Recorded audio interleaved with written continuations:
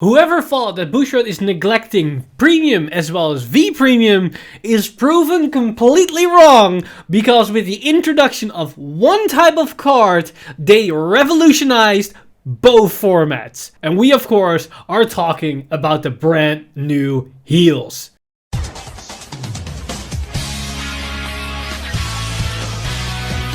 Stand up, Vanguard! Hey Cardfighters, welcome back to another Cardfight update, and today we've got a lot of news. So much news, in fact, that I have to split this up into two separate videos. As we've got new reveals for Orfist Bruce, we've got more reveals for Orfist. On top of that, we've got some more information for the upcoming Lyrical Monasterio set. We also got the reveal for the new heal trigger skills, and we also saw some more information for the upcoming Revival collection for Premium later this year. And the final thing that we saw were the reveals of the reprints for the upcoming Clan Collection Volume 1 and Volume 2 set. So to not make this video unnecessarily long, in this particular video we're gonna focus on the new revealed cards for Dark States as well as for Brandgate, plus the new information for Lyrical Monasterio and the new heal triggers, how they work and what their implications are. Then tomorrow we're gonna dive into the Revival collection as well as the Clan Collection news, but that isn't going to be the only news update we're gonna get this week, because on Twitter Kinemori announced that we're gonna get a Producer Letters Volume 2 later this week. Let's dive into the exciting stuff of the new reveals for the upcoming Set 2 set, A Brush with Legends, and we start with the Brandgate reveals. And one of the two cards that they revealed is a brand new Grade 1 RR, which is Cardinal Noid Thumbarino. And Thumbarino has the ability, although in Vanguard Circle, when this unit boosts a Shadow Army token, you may have this unit get power plus 15k until the end of turn. If you do, at the end of the battle, retire all of your rearguards in the same column as this unit and draw a card.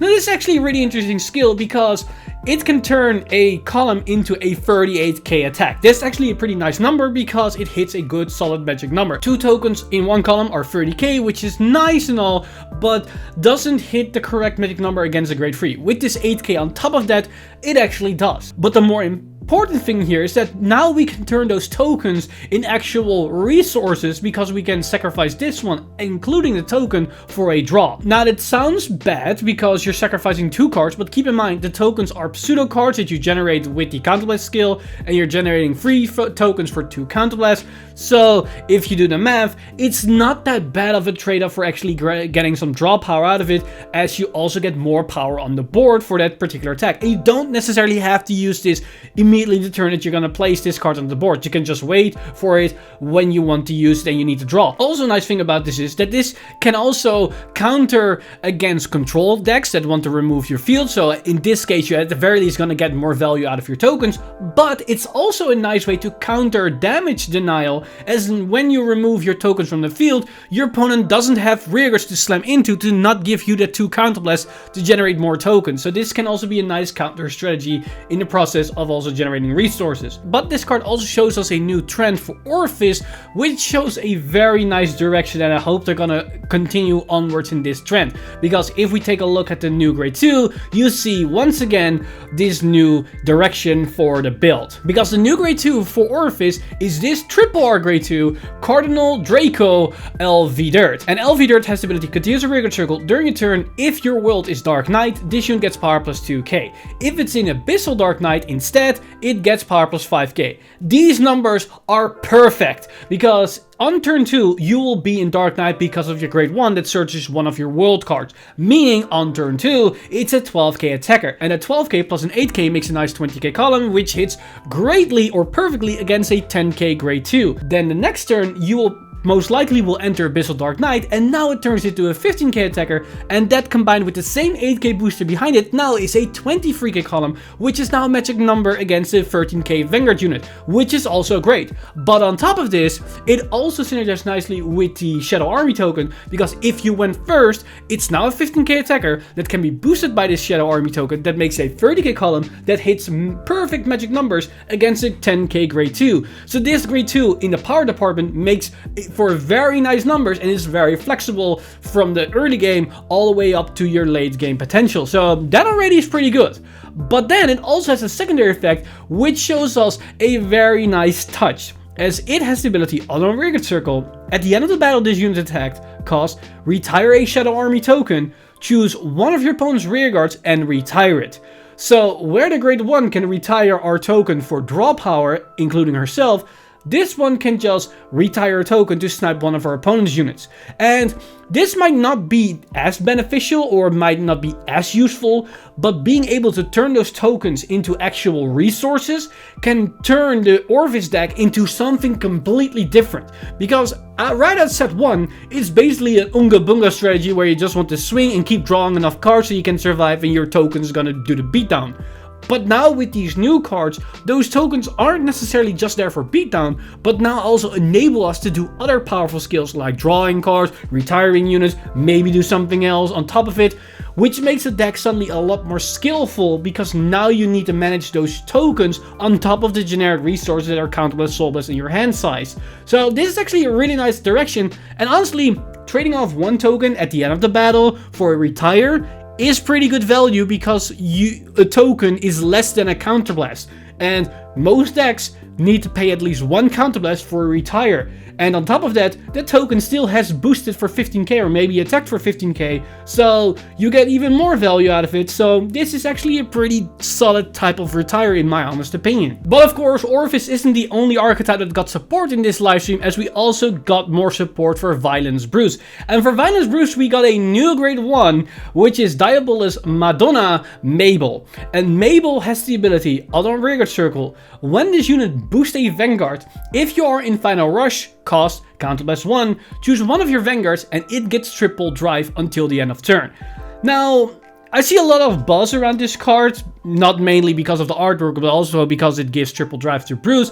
But I am not completely sold around this card for various reasons. First off, it's very limited in her use cases because she specifically needs to boost the Vanguard, meaning she does nothing besides the back row center column that is the Vanguard booster. But because she is specifically a Vanguard booster, being 7k doesn't hurt her at all, because even if she was an 8k, she doesn't make a good number with Bruce, as 8 plus 13 is still 21, which is awkward, and just being 7 keeps in the awkward department. The only difference is she still hits a good solid magic number if Bruce went first, because 13 plus 7 is 20, so at the very least it hits a good magic number against a 10k grade 2. But on top of the fact that she can only be placed behind the Vanguard to use her skill, you use a counterblast to just get an extra drive, which is somewhat of a draw. Only now it can be better because you can pressure your opponent more and you get more value out of triggers. However, that also means you give more information to your opponent because they know what you just drawn into your hand, so they can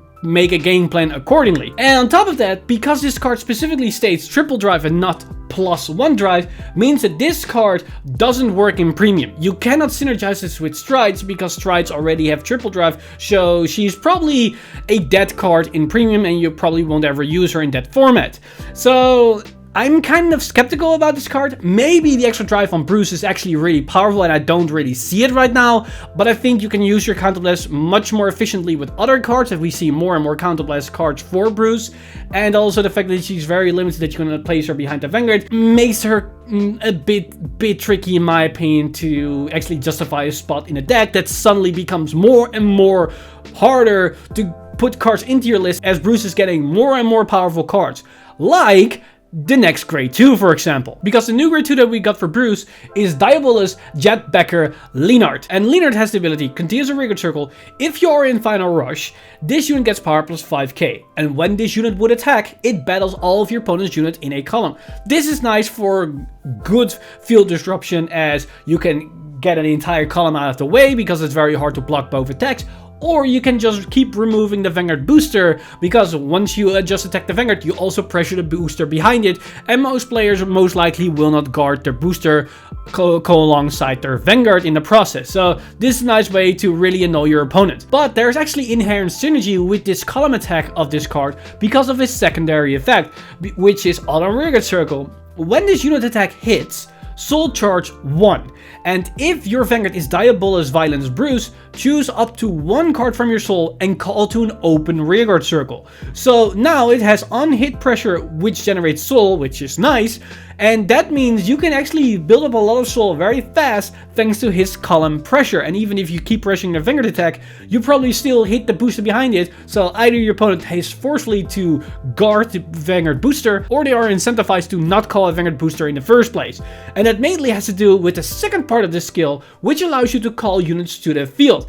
Now, on first glance, this doesn't really look like any multi-tech synergy because you need to call to an open rearguard circle until you remember that Protobulb Dragon and Marjorie are a thing in Dark States. These cards allow us to clear the board to then have more room on the board to superior call out with Leonard. And this synergizes very nicely with those cards because the downside of those cards is that you're kind of awkward with how you should attack and that you open up your field, but now you can actually get more benefits out of this. And in the correct setup, you could turn a 5 attack turn for Bruce into potentially 6 attacks or even 7 attacks.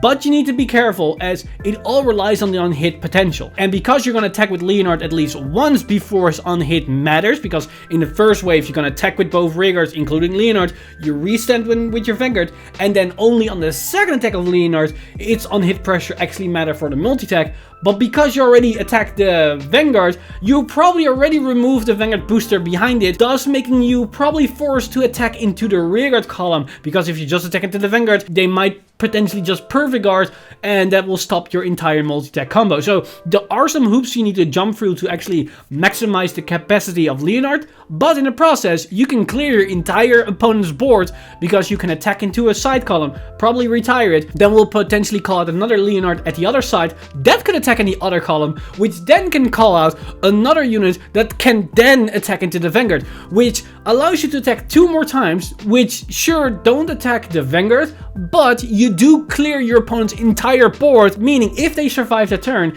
it's less likely that they will pressure you next turn because they have no board and they're forced to then create a brand new board from already a dwindling hand because you just attacked them 7 times. So Leonard is a very powerful card that complements previous support with Protobulb Dragon and Marjorie, and potentially even more support that we can see in this particular set. And this will probably signal a divide within Bruce, because we probably will see a Bruce build that focus on the multi-tech strategy with Leonard, but we might also see a Bruce build that will just focus on raw big numbers that we are already seeing in the current builds for Bruce with the Gear Colossus, as well as the new Triple R from the Festival Collection, also the new Bruce Order card that gives 10k power to the front row.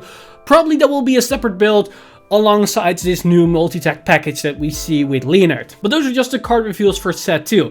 Let's take a look at this brand new heal for the upcoming Clan Collection set that will impact V Premium as well as Premium. Because these are the brand new heal triggers, which are called Heal Guardians. And yes, those are grade 3s with 15k shield and 10k power. And even though they're grade 3s, they don't have a gift marker. But that's for a reason, because you never want to write these cards. Now, seeing as this is V series, you might think yourself, why is this 15k shield and not 20k shield?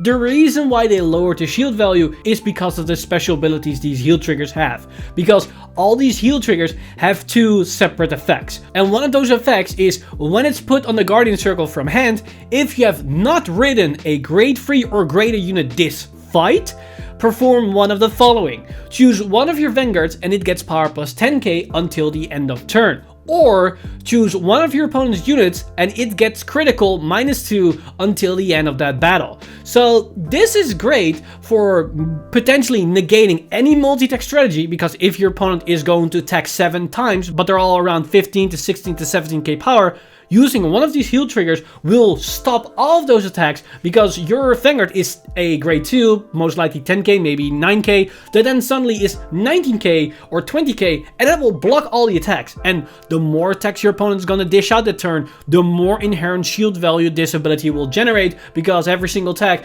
will have that extra shield value. And don't forget, because this card inherently already has 15k shield, once you place this card onto the Guardian Circle and you use this ability to give your Vanguard plus 10k power for the entire turn, that's effectively 25k shield for that specific battle, which is a lot of shield for free. Now the -2 critical is very nice against units that swing for high numbers that you cannot really guard. You don't want to waste a perfect guard.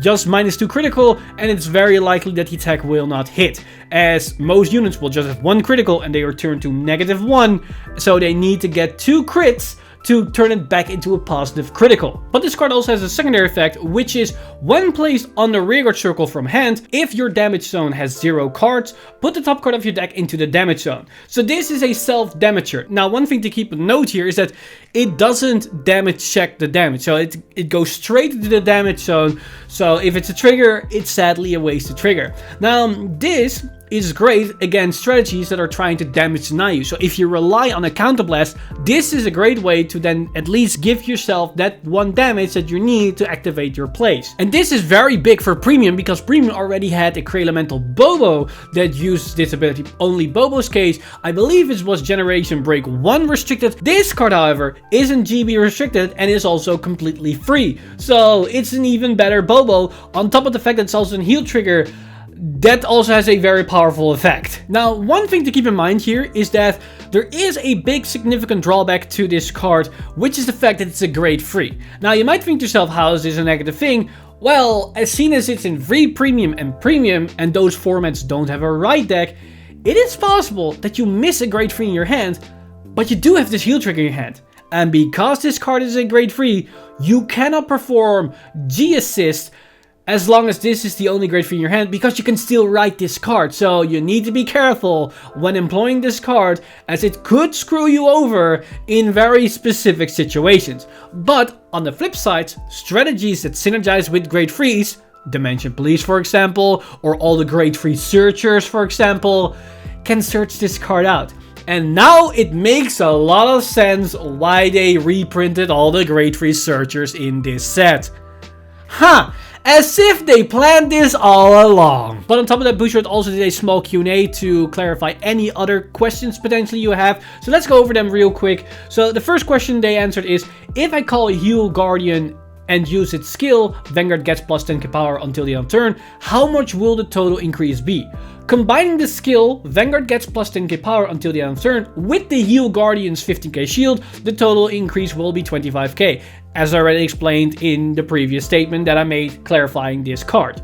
The second question is, if I call 2 Heal Guardians to the Guardian Circle at the same time, will I be able to perform Heal Guardian skill twice? Yes, you can. For example, you can perform the skill Vanguard gets 10k power until the end of turn twice.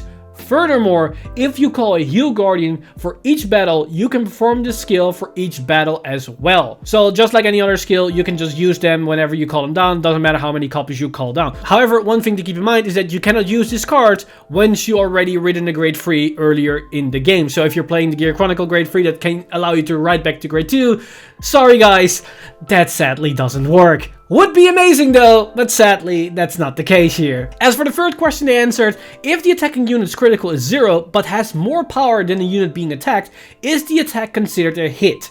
Yes, it is considered a hit, although no damage will be received. Abilities such as when this attack hits will trigger. So this is something you need to keep in mind, because this can come up in certain situations where this actually will matter. So it can still hit, but it does deal 0 damage if you put them at -2 and they are at negative or 0 damage.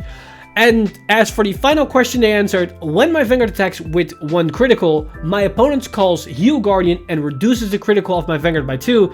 After that, 2 critical triggers appear during a drive check, and all of it is dealt to the Vanguard. How many criticals would that become? It would become 1 critical. When 1 critical is dealt with a -2 skill, it will be in a state of -1 critical. After that, with the trigger effect of the 2 critical triggers, the total critical would become 1 critical. So basically, just like power, criticals can also go into the negative. But that doesn't mean if the attack hits that it then for some reason will heal you.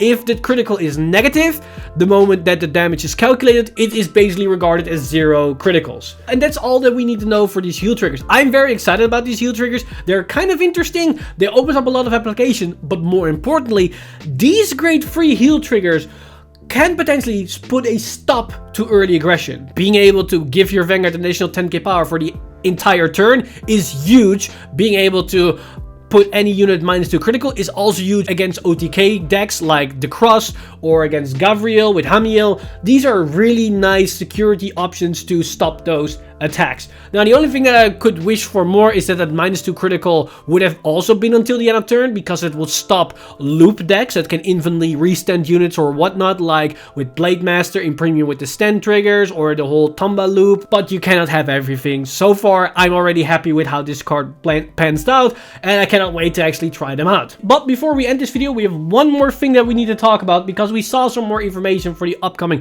Lyrical Monasterio set, and they introduced the new high rarity artworks as well as a small description for the playstyle of the upcoming ride lines. So first off, what we see here are the new LSR illustration for the main boss units, and LSR basically means Lyrical Secret Rare. So here we see the version of Heartfelt Song Loro No Roll, and Loro No Roll's playstyle is gonna be around this ride line's theme is singing songs and triggers various kinds of skills.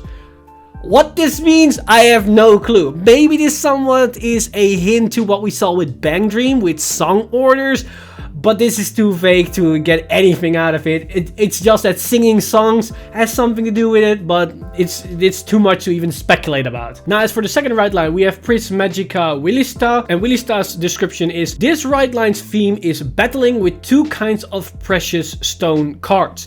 Now, this hints a little bit towards set orders. Maybe we need to put those stones into the order zone and then it will activate certain things. Maybe it's somewhat similar to what we see with the Abyssal Dark Knight strategy for Brandgate. This could be the same thing or a spin on that mechanic. Further than that, I have no clue what this could mean. Now, as for the third ride line, we have Ernest Correct leader Clarissa, and her description reads as, this ride line's theme is battling by gathering 5 friends together. So basically Royal Paladin the deck. That's all I can come up with when I'm reading something like this. So probably something to do with superior calling and powering up the field if you have an entire field on the board or specific units on the board. Now, as for the fourth ride line, we've got Rondo of Eventide Moon, Felice Rosa, and Felice Rosa's description reads as, this ride line's theme is attacking with your summoned fellow ghost. So this probably is a token strategy that can summon ghosts to some extent, but it could also be something else, but I'm hinting more that this is probably has to do with some type of token playstyle. And then, surprisingly, we saw the reveal of the final ride line, because we only saw 4, but we knew that there was going to be 5 in this set, as the 5th ride line is Archangel of Twin Rings, Celestial, and Celestial's ride line description reads as, this ride line's theme is abilities that change depending on the grade of cards in the bind zone. So this is basically V-Era Gear Chronicle. That's basically what this description reads. Am I excited for that? I'm not so sure, because the playstyle for V-Era Gear Chronicle was kind of iffy. I'm not gonna lie, it was not the greatest type of playstyles, but I am confident around the competence around Mori and his design team that they might actually make this playstyle work. So we have to wait to see how this will pan out for Lyrical Monasterio, or in this case for Celestial. Now, the final thing that they gave us around Lyrical Monasterio is that they also introduced a new type of special pack with new type of rarity, because they will also include LSP, which I assume is Lyrical SPs, and they're going to be an LSP pack which includes 7 LSPs, and those 7 LSPs are the SP versions of the right line and the heal trigger and crit trigger from the trial deck or starter deck, as well as the over trigger. So these cards are going to be in this special set. Now here we also see a description for this ride line from the starter deck, and that reads as follows: this ride line's theme is returning rear guards to the hand and calling them again. So this is the Bermuda deck, which makes sense because these are also Bermuda units as they're going back to mermaids. So if there was one archetype within Lyrical Monasterio that does something with bouncing, it should have been this one, so it makes sense. So as we see with Lyrical Monasterio, not only is the artwork all over the place, their playstyle is also all over the place. And that is what we came to expect from Bermuda Triangle, so it's good to see that Bermuda Triangle still lives on Lyrical Monasterio. I don't know if that's a positive thing to say, but at the very least now it makes more sense because there's different type of archetypes and different type of aesthetics within the nation, so having multiple playstyles makes a little bit more sense than just having mermaids that does all kinds of things. And that also ends this particular news update. With that said, let me know in the comments down below what you think of these new reveals for Orfist as well as Bruce, as well as the new heal triggers. And if you're a Lyrical Monasterio fan, let me know in the comments down below what you think that these right line description can mean for their upcoming playstyles and their skill reveals that we're going to see probably in 1 or 2 months down the line. And also stay tuned for tomorrow's video when we dive into a revival collection as well as the clan collection sets. But with that said, I want to give a huge shout out to my Patreon supporters over at patreon.com/VanguardInsider. You guys are amazing. If you do want to support the channel or everything that's happening on the channel, you can go to patreon.com/VanguardInsider and become a patron today. But with that said, I'm Mr. Timeleaf, and I see you guys in the next one.